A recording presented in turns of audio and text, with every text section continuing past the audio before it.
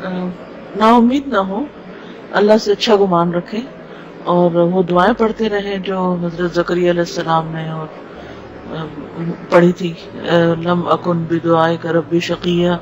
کہہ کے، پھر اس کے بعد ربی حب لی من لدنک ذریۃ طیبہ،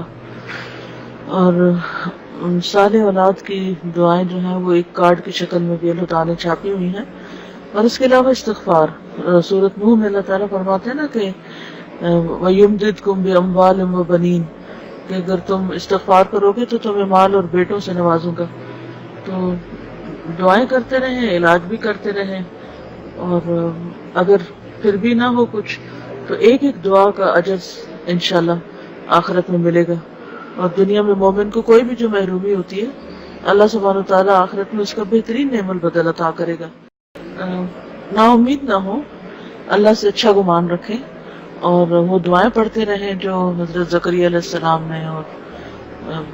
پڑھی تھی، لم اکن بدعائک ربی شقیہ کہہ کے، پھر اس کے بعد ربی حب لی من لدنک ذریۃ طیبہ،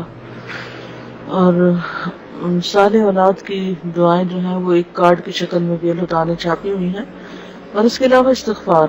سورۃ نوح میں اللہ تعالیٰ فرماتے ہیں نا کہ وَيُمْدِدْكُمْ بِأَمْوَالٍ وَبَنِينَ، کہ اگر تم استغفار کرو گے تو تمہیں مال اور بیٹوں سے نوازوں گا۔ تو دعائیں کرتے رہیں، علاج بھی کرتے رہیں، اور اگر پھر بھی نہ ہو کچھ تو ایک ایک دعا کا اجر انشاءاللہ آخرت میں ملے گا، اور دنیا میں مومن کو کوئی بھی جو محرومی ہوتی ہے اللہ سبحانہ و تعالیٰ آخرت میں اس کا بہترین نعم البدل عطا کرے گا۔